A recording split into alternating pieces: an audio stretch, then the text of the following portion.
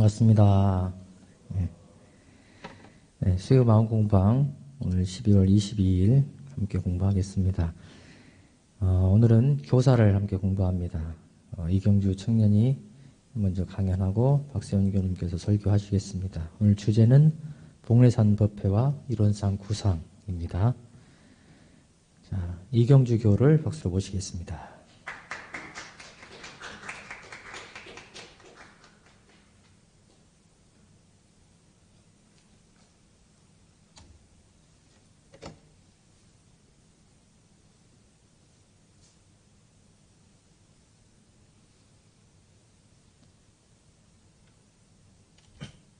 네, 반갑습니다. 네, 반갑습니다. 청년일단 단장 이경주입니다. 네, 고려대학교 역사교육과 4학년을 마쳤고 현재 고려대 원불교 학생회와 안암교당에서 청년 부회장 그리고 일단 단장을 맡고 있습니다. 오늘 공부하실 내용은 제1편 개벽의 명 제5장 교법의 초안 2 복례산 법회와 이론상 구상입니다. 크게 내용이 대종사님께서 부안 복례산 월명암에 다녀오시고 또 실상사 옆에 초당으로 기거하시게 된 내용입니다. 용어를 살펴보면은 이제 환희용약이라는 단어가 나오는데 환희는 매우 기뻐하다라는 뜻이고 용약은 뛸 용자에 뛸 약자 좋아서 뛰다 이런 뜻을 가지고 있어서 환희용약이라고 하면은 기뻐서 만나가지고 기뻐가지고 뛰는 모습을 생각하시면 되겠습니다. 그다음에 문미라고 하는 단어가 있는데 문 얼굴 위에 가로되는 나무라는 뜻인데 뒤에서 다시 살펴보겠고요. 종지는 한 종교의 가장 근본이 되고 중심이 되는 교의의 취지, 관심 입정이라고 하는 단어는 자기 마음을 놓치지 않고 살피는 공부를 계속하여 공부가 깊어지게 되면 마침내 입정 삼매에 들게 되는 것이라는 뜻을 가지고 있습니다.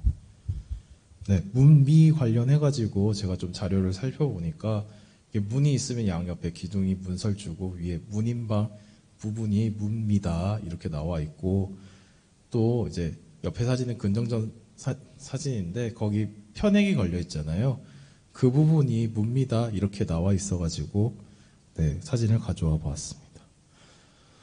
오늘 제가 어떤 내용을 준비할까 하다가 한번 교사에 나온 날짜들을 바탕으로 해서 한국사의 사건들과 함께 연표를 한번 작성해 보았습니다.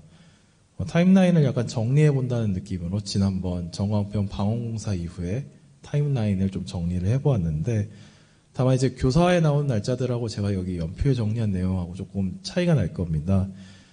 제가 이제 정리를 하면서 보았는데 저희가 이제 백지열인의 기적이 있었던 날, 즉 우리가 법인절로 기리는 양력 8월 21일이 당시에 이제 음력 7월 26일로 기재되어 있어가지고 이를 바탕으로 생각해 봤을 때 아무래도 교사에 나온 날짜들이 음력으로 기재되어 있지 않을까 싶어서 이렇게 그리고 반면에 이제 우리가 익히 알고 있는 한국사 사건들은 대부분 다 양력이기 때문에 조금 조정이 필요할 것 같아가지고 조금 환산을 해보았습니다. 이제 보시다시피 먼저 3월부터 5월인데 1919년 3월 1일에는 다 알다시피 3.1운동이 있었습니다.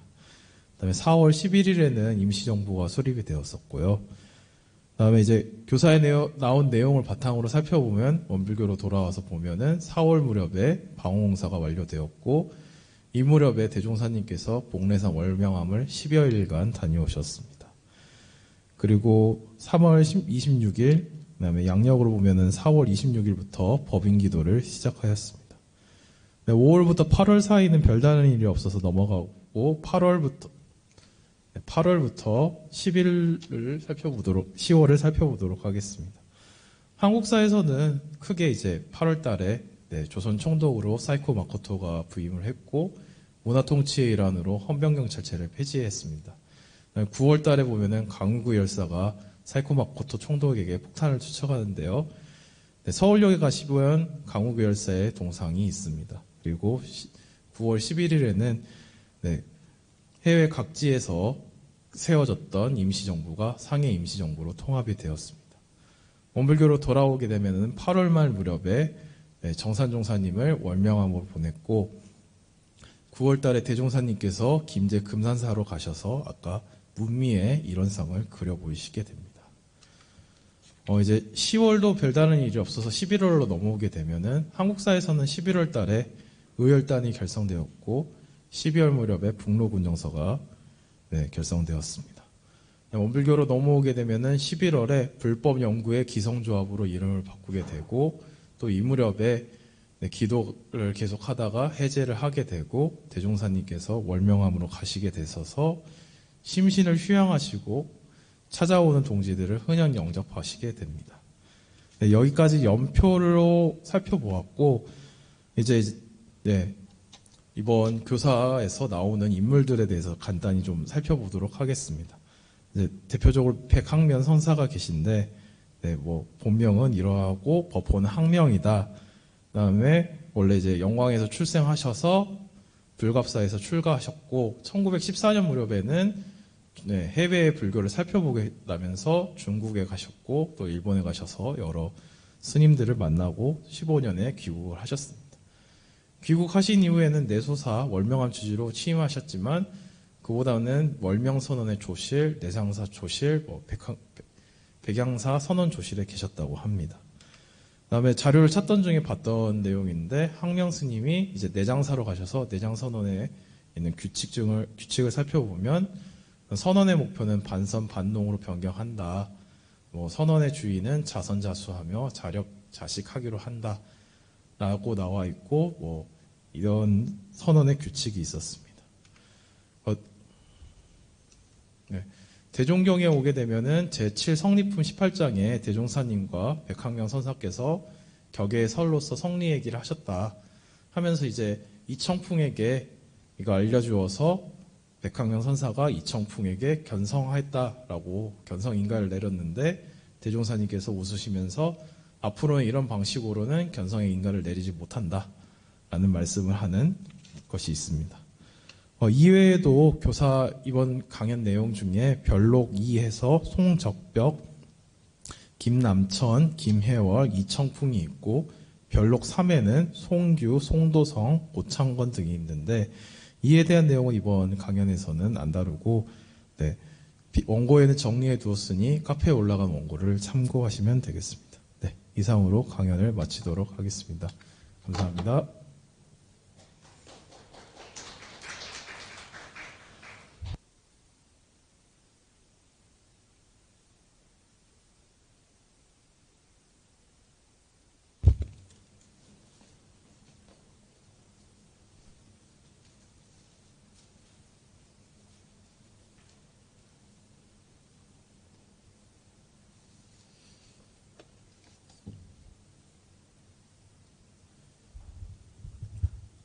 반갑습니다.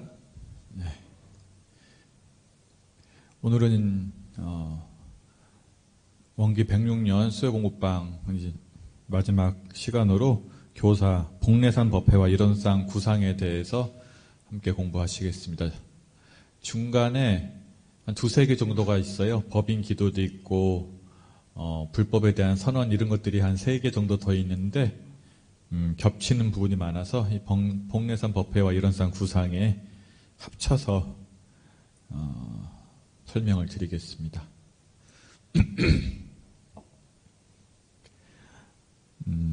복례산 법회하고 일원상 구상은 우리 경주교우가 잘 얘기한 것처럼 방언공사하고 법인기도 마치고 즈음이에요. 그러니까 대종사님께서 우리가 그 주인공의 심정을 대종사님의 마음 상태를 생각해 보면은 많이 지쳐 있을 때죠, 그렇죠? 방언공사하면서 많이 힘드셨고 또 법인성사 하시면서 정신적으로도 상당히 힘드셨겠죠, 아무래도. 그래서 지금 제가 보기에는 아주 많이 지쳐 있는 시기였습니다. 이때 이제 복례산 법회를 하게 되는데.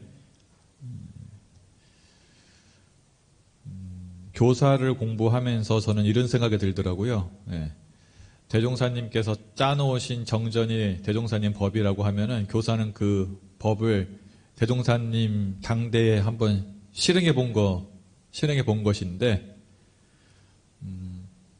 그 실흥해 본 역사를 보면은 정전이 더 살갑게, 더 피부에 와닿는 것 같아요. 네. 대종사님께서 하신 말씀이나 행동이 저는 그냥 즉흥적으로 하신 것이 없다고 생각을 합니다. 저는. 그래서 복례산을 가신 것, 복례산 월명암에 가신 것, 실상사에 가신 것도 다 대종사님이 계획을 하고 가신 거라고 생각이 드는데 그런 것이 대종경에 나와요. 대종경 천도품 25장에 보면은 이런 것이 있습니다. 내가 어느 날 아침 영광에서 부안 변산 쪽을 바라다 보매 허공 중천에 맑은 기운이 어려 있는지라 그곳에 가보았더니 월명암에 수도 대중이 모여 선을 시작하였더라. 과연 정신을 모아 마음을 맑히고 보면 더럽고 탁한 기운은 점점 가라앉고 신령하고 맑은 기운은 구천에 솟아올라서 시방삼계가 그 뚜렷한 기운 안에 들고 육도사생이 그 맑은 법력에 쌓여 제도와 천도를 아울러 받게 되느니라. 그러니까 제가 보기에 대종사님께서 큰 위대한 성자는 동과 정을 잘 맞춰서 해요. 동할 때는 100% 에너지를 다 써서 동하고 정할 때는 흔적도 없이 사라질 정도로 마음을 걷어들이는데 방언공사와 법인성사가 동함의 극치였다면은 복례산에서 계시는 것은 정함의 극치인데 대종사님께서 한번 뜨는 기운을 봤더니 대종사님께서 휴식을 취하고 대종사님도 이제 법력을 에너지를 썼으니까 에너지를 충전하기 위해서 어디로 갈까 고민하실 텐데 대종사님께서 딱 바라보니까 복례산에 있는 월명암에서 대중들이 공부하고 있는 기운이 좋았다. 그거잖아요. 그렇죠? 그래서 이제 가게 되시는 거죠. 그냥 가시는 게 아니라 다 이유가 그쪽에 가서. 근데 그쪽에 계시는 분이 백항명 선사가 되는데 이때가 이제 원기 4년 3월이에요. 네. 원기 4년 3월이면은 아직은 법인 기도를 하실 때죠. 네. 이때 이제 대종사님께서 원기 4년 3월에 법인 기도를 하실 때 이때 월명암에 가십니다. 월명암에 가셔요. 월명암에 가서 백항명 선사를 만나요. 백항면 선사. 근데 백항면 선사랑 대종사님하고 나이 차이가 보니까 한 24살 정도 차이가 나요. 친구를 하기엔 나이 차이가 좀 많죠. 근데 선지님들의 글을 보면은 아주 사이가 좋으셨다 그래요. 정말 친구처럼. 네. 그리고 대종사님께서 정말로 훌륭한 성자인데 사람들이 알아보지 못하는 부분과 대종사님께서 뜻을 펼치지 못하는 것에 대해서 안타까워하셨다. 네. 백항면 선사의 입장에서 봤을 때는 대종사님이 뭔가 역량만큼 다 드러나지 않고 있다라고 생각한 것 같아요. 네. 근데 이때 대종사님은 다 계획이 있으셨거든요. 충분히 동했기 때문에 이제 정해서 해야 될 일이 이제 교법을 편찬하는 건데 교법을 편찬하기 위해서는 대종사님께서 불법을 주체로 삼겠다고 했기 때문에 불교에 대해서 알아야 되잖아요. 근데 제가 보기엔 대종사님께서 불교의 정신이 그래도 제대로 살아있다고 생각하는 것이 아마 백항면 선사가 있는 월명암이라고 생각하신 것 같아요. 그래서 정산 종사님을 보내시는 거죠. 미리. 예. 같이 정산 종사님하고 같이 법을 짜야 되니까 정산 종사님을 월명암에 보내시죠. 근데 이제 이 백항면 선사가 제가 보기에는 상당히 불교를 혁신하고자 했던 분이에요. 예. 반농반선이라는 것이 그 당시에 상당히 혁신적이에요. 왜냐하면 불교라는 것은 시주에 주로 했었는데 이 백항면 선사는 자력을 강조했어요. 예. 스님들도 자기가 벌어서 자기가 먹는 것은 해결해야 된다는 것을 아주 강조했던 분이라 제가 보기에는 그 과거의 불교와 대종사님이 꿈꾸는 미래의 불교의 그 중간 정도에 있는 분이 아닐까 이런 생각이 들어요. 백항면 선사는. 그래서 백학면 선사가 대종사님을 알아보고 이렇게 백학면 선사와 대종사님께서는 서로 시를 주고 받았어요. 그래서 백학면 선사가 이렇게 시를 보내죠. 투천산 절정이여 귀의 수성파로다. 불각 회신노하여 석두의 작가라. 이렇게 보내요. 그러니까 대종사님께서 절정 천진수요 대해 천진파로다. 부각 회신노하니 고로 석두가로다. 예. 이것은 이제 좀 뒤에 나오는 부분인데, 이제 원기 4년이 아니라 한 원기 5년, 6년 이쯤인데, 대종사님을 알아보시고 나서 이렇게 하는 거죠. 하늘을 뚫을 듯한 산의 절정이요. 그 산이라는 것은 대종사님이에요. 하늘을 뚫을 듯한 산의 절정이요. 바다에 돌아가 물이 파도를 이룰지로다. 그러니까 뛰어난 산이니까 세상에 나가서 크게 떨쳐야 된다. 그런데 몸 돌이킬 길을 알지 못하여 이 실상사 석도암에 이렇게 조그만 데 왜 있냐, 갇혀있냐, 나가서 뜻을 펼쳐라. 이 얘기예요. 여기서 이제 가장 중요한 것은 불각 회신노. 그죠? 예.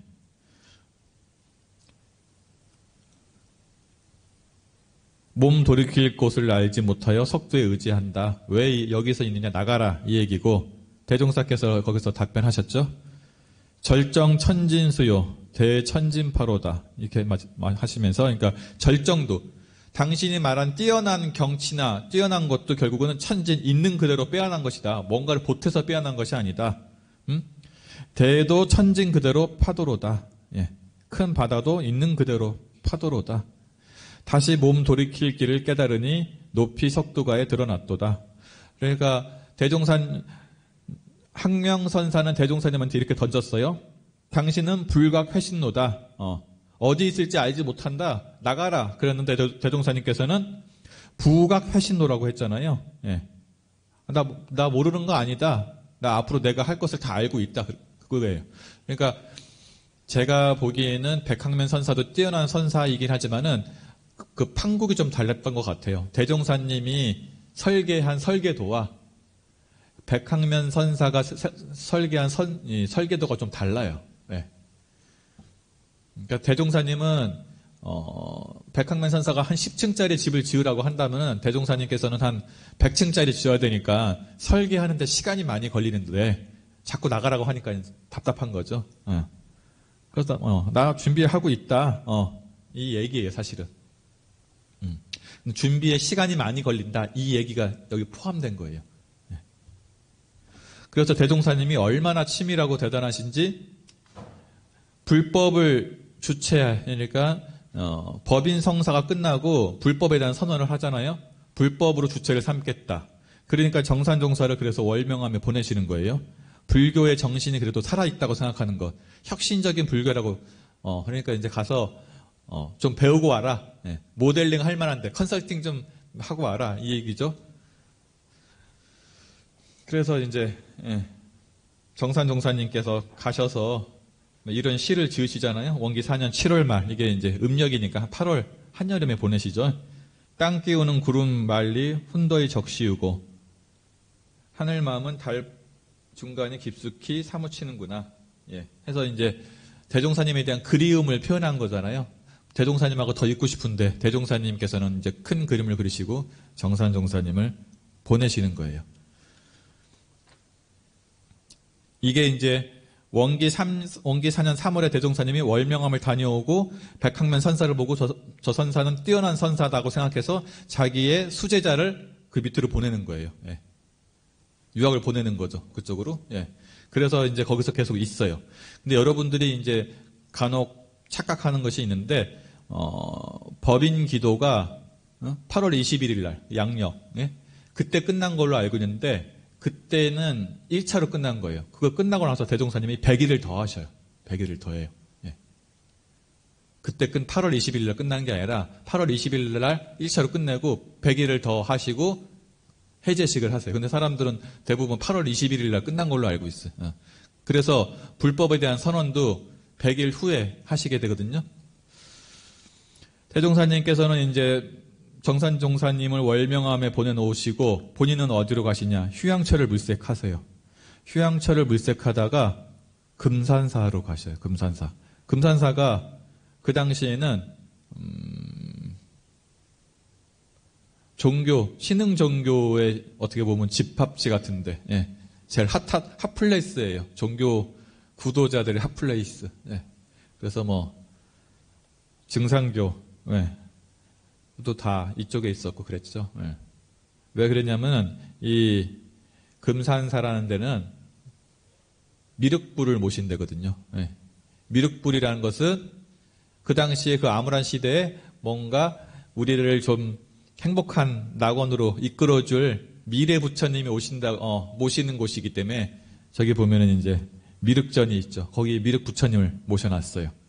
그런데 저게 이제 금산사, 모악산에 있는 금산사가 지금 현재의 모습이에요. 저 빨간색으로 표시된 데가 이제 그 미륵전이에요. 미륵전. 그리고 저 흑백 사진은 대종사님 당대 이제 그쯤에 찍은 것 같아요. 제가 정확히 모르겠지만은. 근데 대종사님께서 송대에 계셨다고 하잖아요. 송대. 예? 미륵전 뒤에 있는 송대에 계셨는데 사람들이 또 그것도 착각할 수가 있어요. 총부에 있는 송대로 착각할 수가 있는데 이제 그건 아니고요. 예.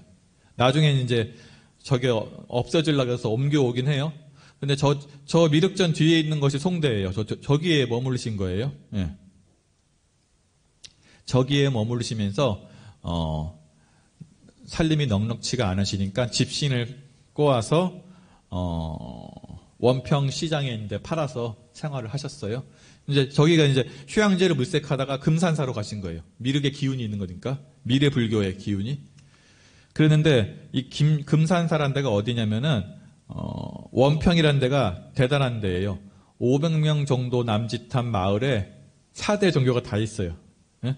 금산교회가 있고 원평교당이 있고 원평성당이 있고 이렇게 있어요. 예. 증상교도 있고 금산사, 증상교, 대순진리회, 원평교당, 원평성당, 원평교회가 있어요. 이 500, 예. 그만큼 종교의 에너지가 뭉친 곳이라고 할 수 있어요. 이 원평에. 그런데 이제 대종사님께서 이제 그 당시는 더 많았죠. 예. 대순진리의 이쪽이 다 근거지가 되는 곳인데 이 금산사 옆에가 용화동이라고 해요. 용화동. 용화라는 것이 뭐냐면은 미륵이 와서 평등한 세상이 된 상태가 용화예요. 우리 원불교에서 용화해상이라고 그러잖아요. 이 원불교 고유 용어가 아니에요. 예. 증상교나 우리는 천도교 이쪽에서 다 나온 용어인데 용화라는 것이 용화세상이라는 것이 미륵이 와서 평등한 세상이 된 상태인데 그것을 따서 금산사 밑에 있는 동이 용화동이에요.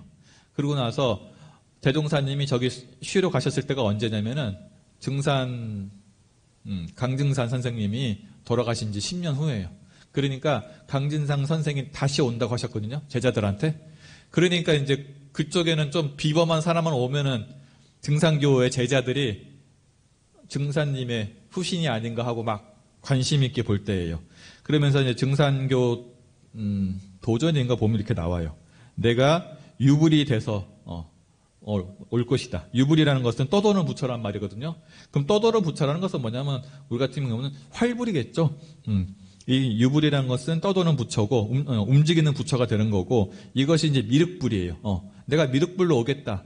그 말이 되게 될 거예요. 그래서 이제 대종사님께서 거기 계시니까 강증산 선생님을 기다리는 제자가 그때도 많이 있었어요. 신도들이. 그런데 거기서 금산사에 있을 때 어떤 스님 한 명이 갑자기 쓰러져요. 정신을 잃고.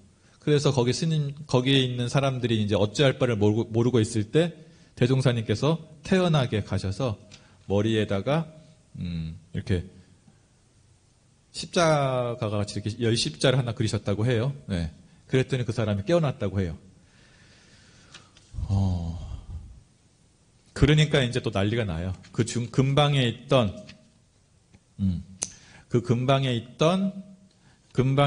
이 증산교의 흠치교라고 그랬던 그래요. 흠치교의 제자들이 생불림 오셨다. 금산사에. 예. 강증산 선생님 오셨다. 생불림 오셨다. 금상사 생불림, 금산사 천사님 이렇게 오셨다 해서 난리가 나요. 보려고. 예.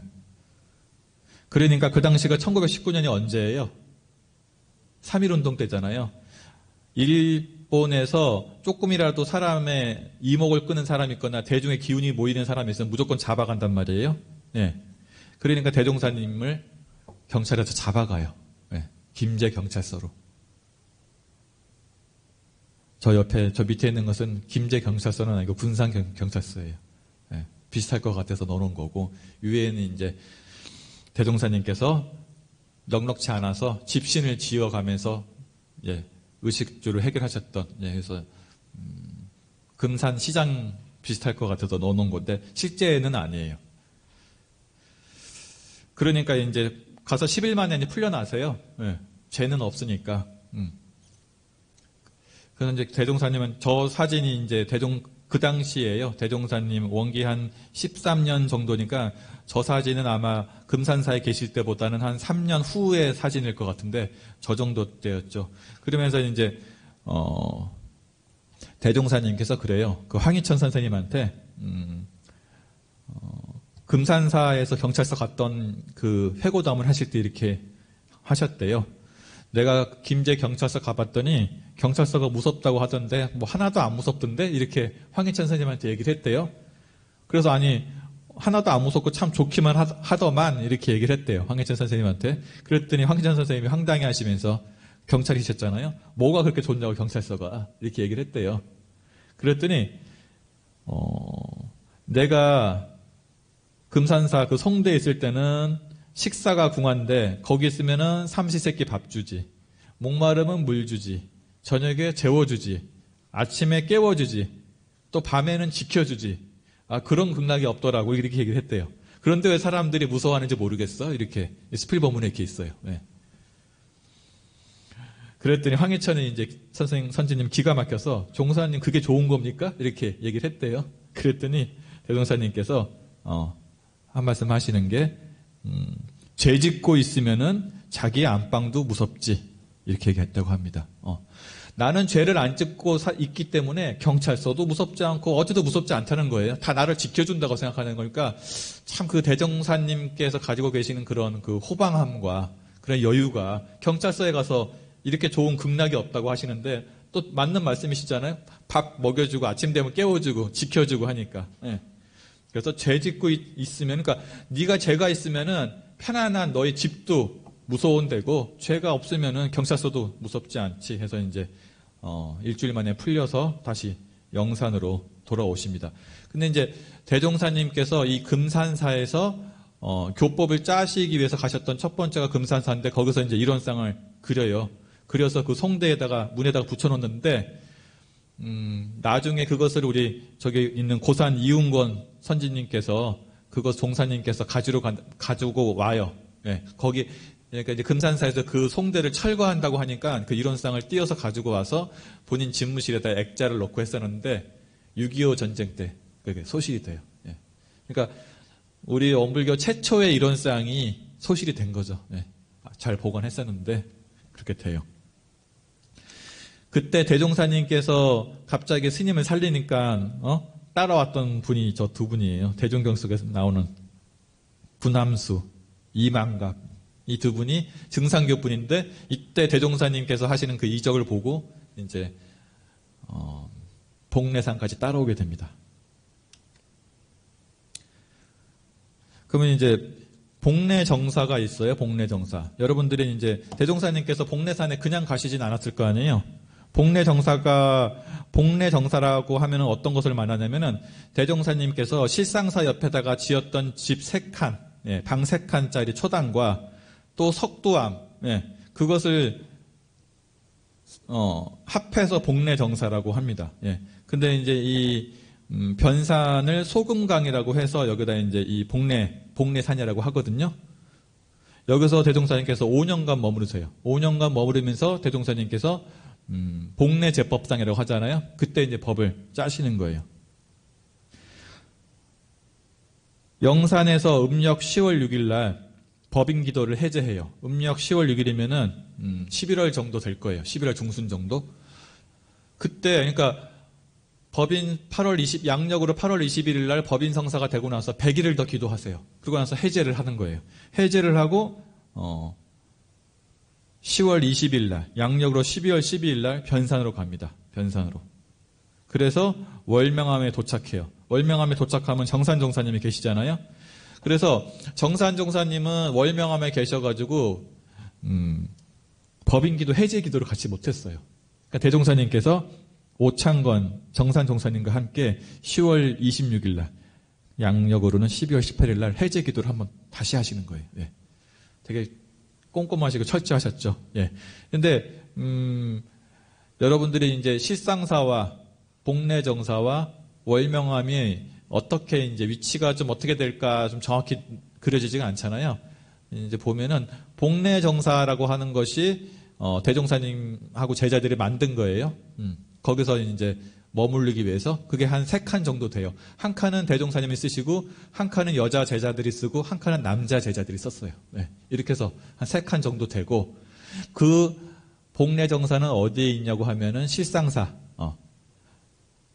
실상사에서 100m 정도 떨어진 곳에다가 복례정사를 지은 거예요. 그러니까 이제 이 백학면 스님이 하고 친하니까 백학면 스님이 땅을 이렇게 그쪽에다가 준 거죠. 네. 그리고 나서 백학면 성사랑 얼마나 가까우냐면은 거기다 석도암이라고 만들었잖아요. 대종사님께서. 그 석도암이라는 글씨를 백학면 선사가 써줘요. 네. 그 정도로 서로 가까운 사이예요. 그런데 이제 실상사라는 곳은 제가교도들이 주로 오는 기도 도량이었고 월명암이라는 곳은 참선 도량이에요. 네. 그래서 여러분들 그 실상사에 불공 드리러 오는 노부부 있잖아요. 그죠? 며느리. 그래서 실상사예요. 실상사는 기도 도량이고 월명암은 참선 도량이에요. 왜냐하면 월명암이 좀 더 높은 데 있거든요. 실상사가 좀 밑에 있어요. 예. 그러니까 기운이 좋고 사람하고 왕래가 적은 데에서 참선을 할 거 아니에요? 그러니까 정산종사님은 어디 보냈겠어요? 월명암으로 보내신 거예요. 예?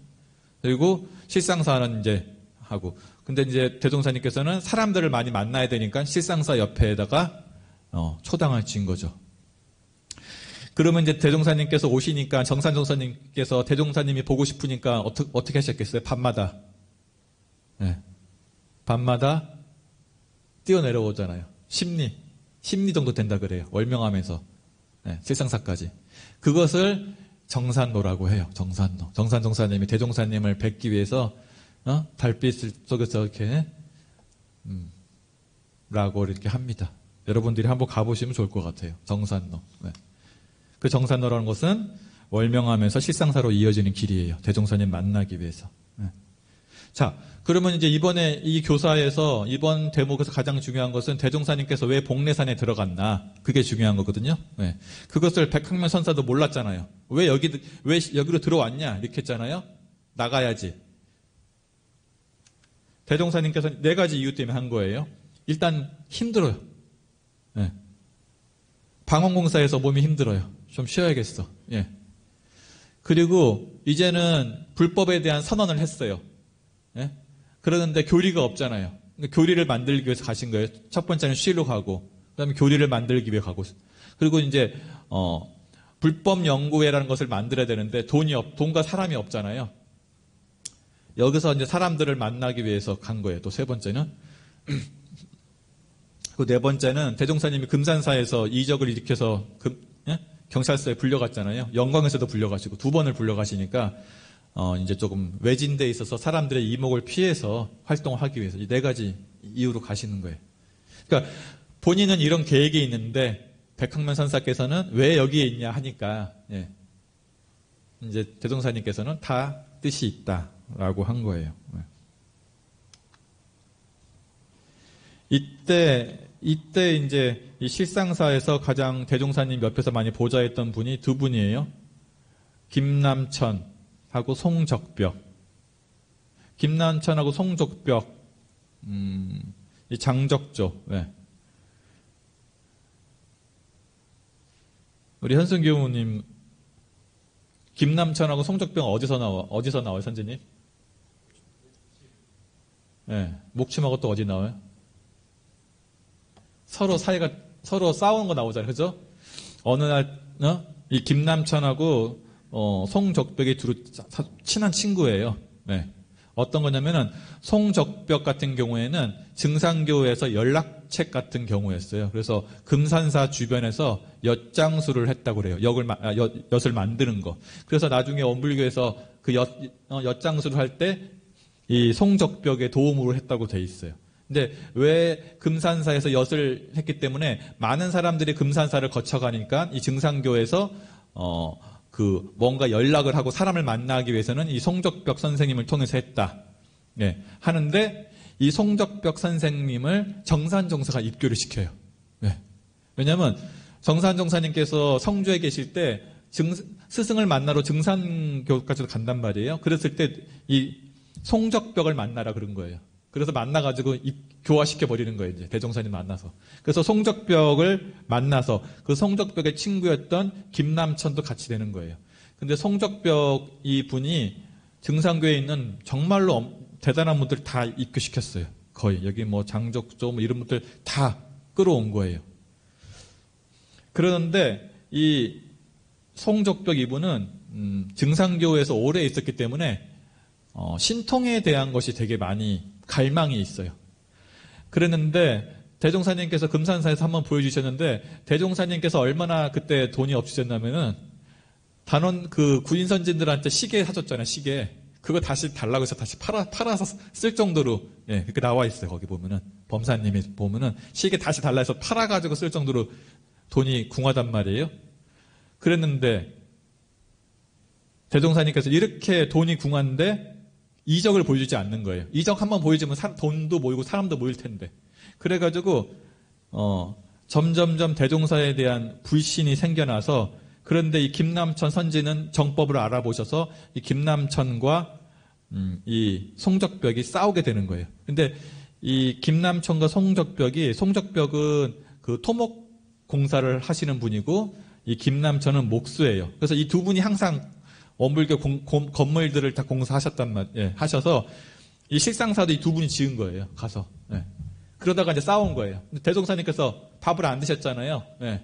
싸울 것 같다고 해서 싸웠는데 이 송적벽은 떠나가고, 예. 김남천 선생님은 끝까지 지키죠.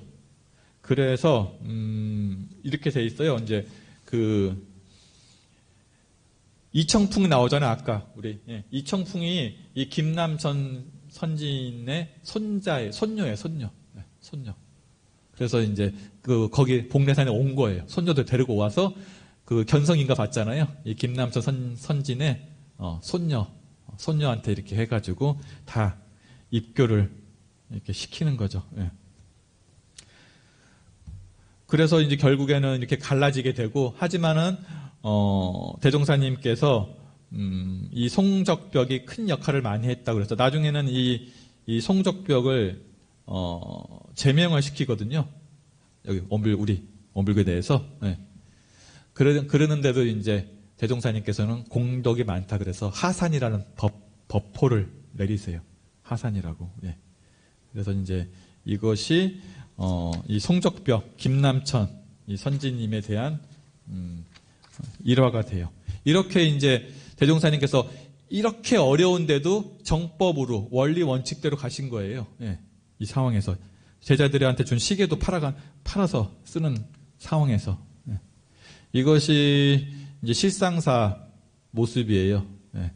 오른쪽이 현재 모습이고 옆에 과거의 모습인데 6.25 때 다 소실돼가지고 저렇게 지금 만들어 놓은 겁니다. 예. 그리고 이것이 여기 위에 한자로 써 있는 것이 뭐냐면은 대종사님께서 제1회 기념총회에서 그 원기 13년에 복례사에 있었던 사람들 다 모여라 해가지고 재현해서 찍은 사진이에요. 네, 복례산에 있던 사람들. 저 사진이 이제 원기 13년에 복례정사 시절을 재현하면서 찍은 사진이에요. 이렇게 해서 가지고 대종사님께서 그 4가지 이유로 복례산에 가세요. 내 몸도 쉬고 교법도 편찬하고 사람도 모으고 일경들을 피해 있기 위해서 있다가 이제 만덕산으로 정산종사님을 또 보내시잖아요. 네. 정산종사님을 보내셔서 거기서 또 사람을 모아요. 거기서 만나는 사람이 대산상사님 할머님을 만나는 거예요. 할머님을. 네. 그래서 대산상사님이 이때 오시는 거예요. 이렇게 해서 다 인연들을 결집을 시켜요. 만덕산에서 결집을 시키고, 예. 그 다음에 금산사에서 증산교 쪽 결집시키고, 예. 복례산에서도 불교와 관련된 분들 만나고, 예. 이렇게 인연을 결집하고 교소를 만들어요. 이때 교소 초원을 만든 것이 뭐냐면은 조선불교 혁신론하고 수양연구 요론이에요. 네. 그러니까 수양연구 요론은 정산종사님이 증산교에서 가져온 그 서적을 조금 참고해서 만든 거고, 조선불교 혁신론 같은 경우는 이렇게 되는 거죠. 대종사님께서 실상사에 가서 그 실상사와 월명암에 가서 그 월명암에 있는 백학명 선사와 불교의 그 혁신적인 분들, 불교 개혁 세력 분들하고 만나가지고 거기서 불교에 대해서 많이 배우게 돼서 만든 것이 조선불교 혁신론이에요. 이렇게 이것을 두 개를 해가지고 이제 교법의 초안이 만들어지는 거예요. 이렇게 해서 미래의 불법을 대한 준비를 거의 끝내신 거예요. 그러니까 대종사님이 그냥 딱 떨어진 것이 아니라 월병 가서 불교를 배우신 거예요. 그 옆에 있는 분이 이제 서중환하고 정세월, 이 분이 이제 대종사님이 5년간 계시니까 김제에 사는 서중환과 정세월 부부가 하산하라고 해요. 서중환 이분이 이제 좀 돈이 좀 많으신 분인데, 이분이 이제 그만 계시고 내려와 주십시오 라고 해서 내려와서 이 불법연구회를 창립을 하게 되죠. 이때가 이제 원기 9년이에요. 원기 9년에 보광사, 익산 보광사에서 불법연구회라는 해명으로 하게 된 거예요. 그래서 대종사님께서 그냥 즉흥적으로 뭘 하신 것이 아니라 아주 치밀한 계획 속에서 이 원불교 불법연구회가 창립이 된 겁니다. 그래서 이 106년도에는 불법연구회 창립까지 말씀을 드리고, 대종사님께서 이 불법연구회 창립하기까지 얼마나 많은 고민과 얼마나 많은 노력 속에서 여기까지 왔는지, 아마 제가 보기에는 대종사님께서는 여기 계신 사람들까지도 다 머릿속에 다 그리고 아마 다 하셨지 않았을까. 원기 100년도 안에 오는 사람들은 다 내가 미리 점지해둔 사람이다, 내가 인연 걸어놓은 사람이다 하셨잖아요. 그러니까 이런 대종사님의 그런 넓은 설계도, 넓은 큰 그림 안에 우리가 다 들어와서 사는 것 같습니다. 여기에 대해서 이제 이렇게 선진님들은 얘기해요. 대종사님께서는 크게 동화했으면은 한번 반드시 크게 정해요. 그리고 또 크게 정한 다음에 크게 동하거든요. 대정 다음에 대동을 하고, 대동 다음에 대정을 해요. 그러면은 법인성사와 방언공사는 대동이에요. 크게 움직인 거예요. 그 다음에 대정은 뭐예요? 복례정사에 계신 거예요. 그 다음에 다시 대동은 불법연구를 창립한 거예요. 그래서 정하고 동하고 정하고 동하고 합니다. 우리도 이제 1월 달에 출가 여행이 있죠. 대종사님 같은 열애이도 5년간 수행을 다시 또 하셨어요. 들어가셔서 에너지를 썼기 때문에. 근데 열애이도 그렇게 크게 동하고 나면 크게 정하는데, 우리같이 아직은 법력이 부족한 사람은 반드시 동하고 나면 반드시 정해야 된다. 그것이 우리 일가 속에서도 낮에 활동을 했으면은 밤에 동하고, 정하고, 또 우리가 1년 동안 동하고 살았으면은 12월이나 1월에 훈련 때 정해서 동과 정이 골라 맞는 삶을 살아야 될 것 같습니다. 이게 대종사님께서 직접 몸으로 보여주신 거고, 우리 교도님들도 이 동과 정이 골라 맞는 사람이 되어야지 큰 일을 할 수 있는 것 같습니다. 여기까지 하도록 하겠습니다. 혹시 질문 있으십니까?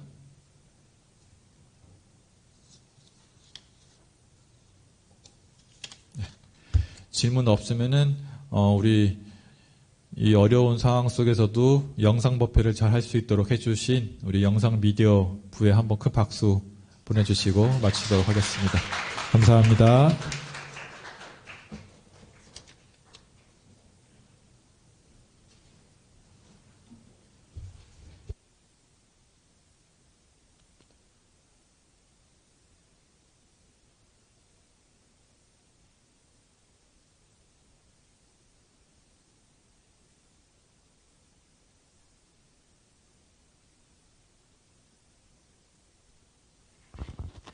네, 반갑습니다. 저는 문화부장 양도윤이고요.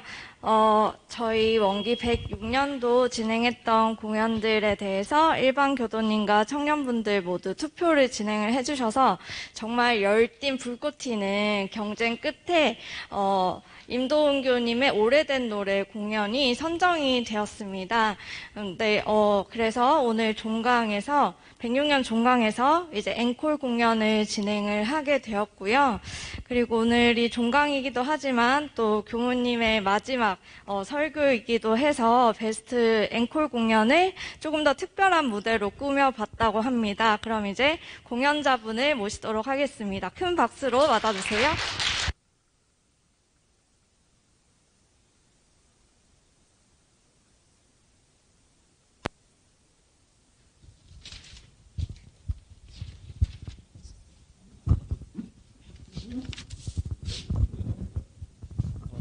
네, 먼저, 이렇게, 제가, 베스트 공연, 교무님 혹시 죄송한데 이쪽으로 오셔도 될 것 같은데, 혹시 이쪽으로 오셔도 될까요? 네. 죄송합니다. 예. 제가 베스트 공연으로 뽑혀서 너무 영광스럽고요. 이렇게 지금 가수도 계시고 한데, 제가 뽑힌다는 게 너무, 제가 봤을 때는, 제가 한번 생각해 봤을 때는, 안타까워서 뽑아주지 않았나라는 생각이 들었거든요. 예, 그래서, 제가 오늘 목표는 딱 하나밖에 없습니다. 그 공연의 퀄리티를 낮추겠습니다, 제가. 너무 이때까지 보면 지난주에도 정호 교우님, 보컬 하시는 정호 교우님도 계셨고, 가수 하시는 데일 교우님도 계셔서, 저는 오늘 목표는 단 하나, 네, 퀄리티를 낮춰서 모든 사람들이 편안하게 공연 섭외가 왔을 때, 네, 응할 수 있도록 제가 낮춰보겠습니다. 네. 네, 그럼 시작하겠습니다.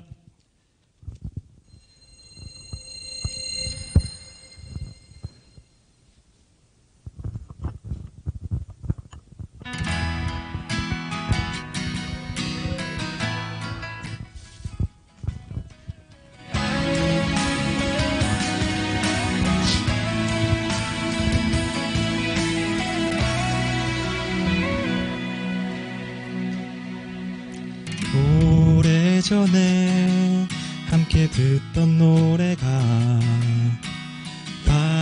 발걸음을 다시 멈춰서게 해. 이 거리에서 너를 느낄 수 있어. 널 이곳에서 꼭 다시 만날 것 같아.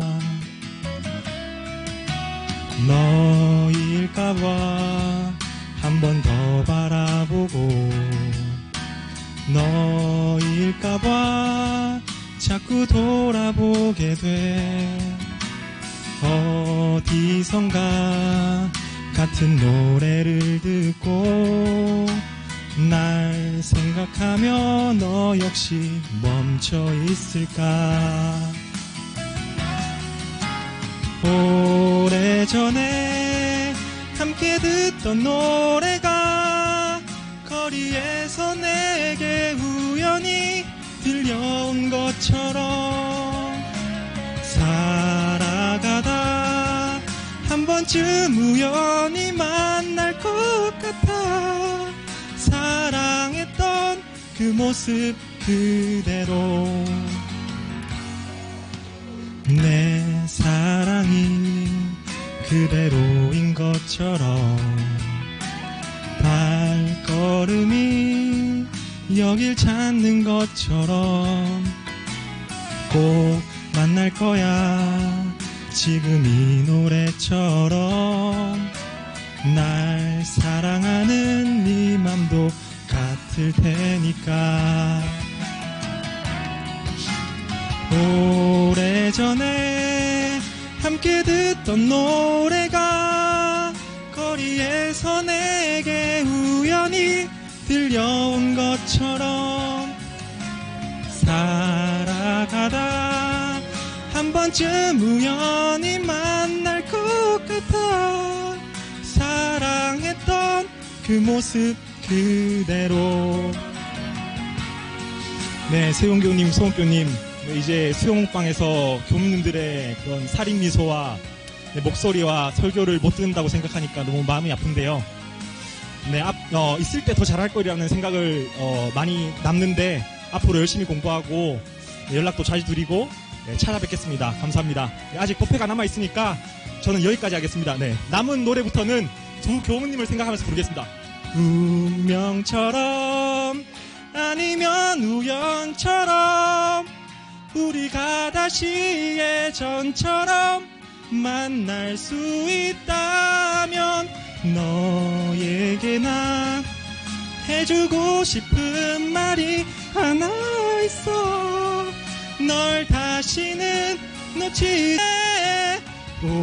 오래전에 함께 듣던 노래가 거리에서 내게 우연히 들려온 것처럼 살아가다 한 번쯤 우연히 만날 것 같아. 사랑했던 그 모습 그대로.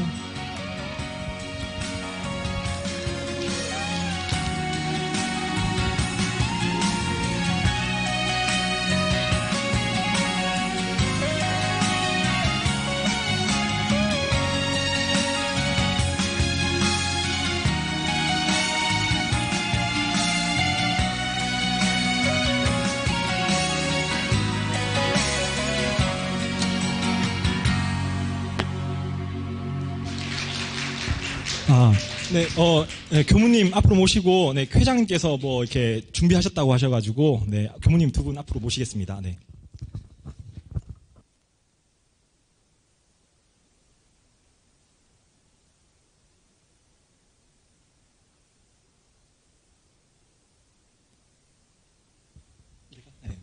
네, 회장님이랑 부회장님, 네, 꽃다발, 네, 증정하면서, 네, 큰 박수 부탁드립니다.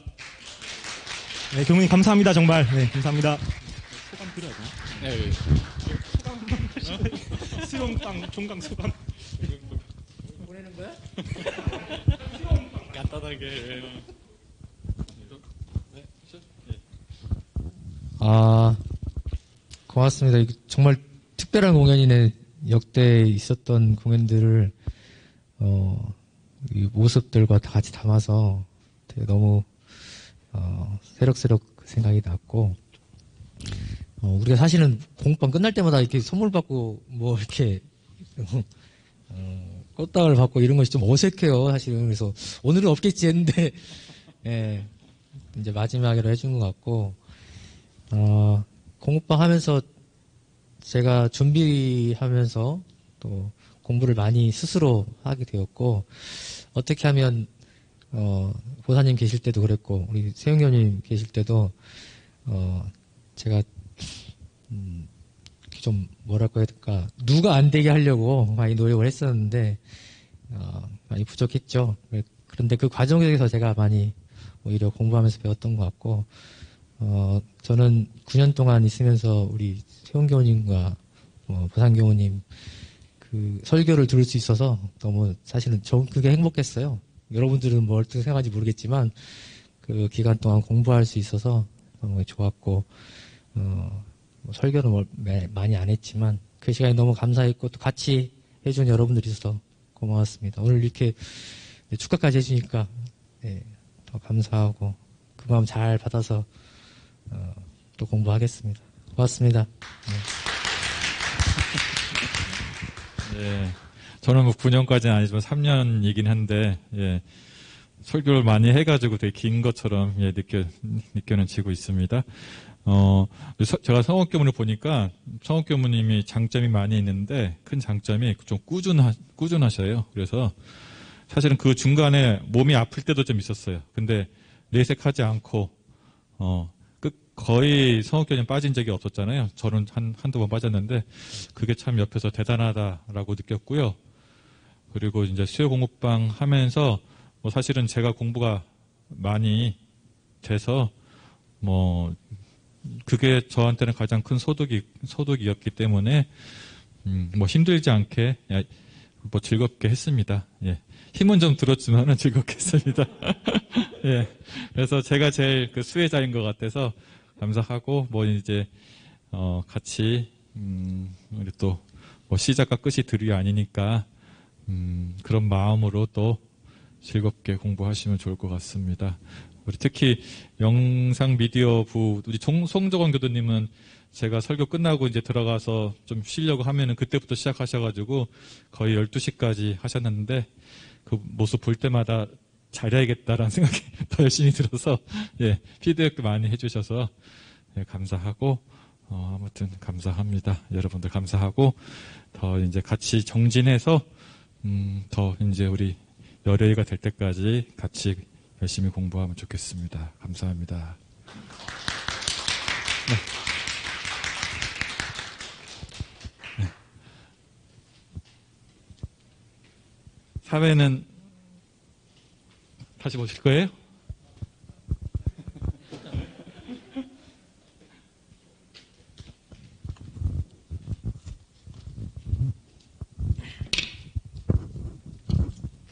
자, 마무리는 해야죠. 합장하시고 설명에 돌리겠습니다.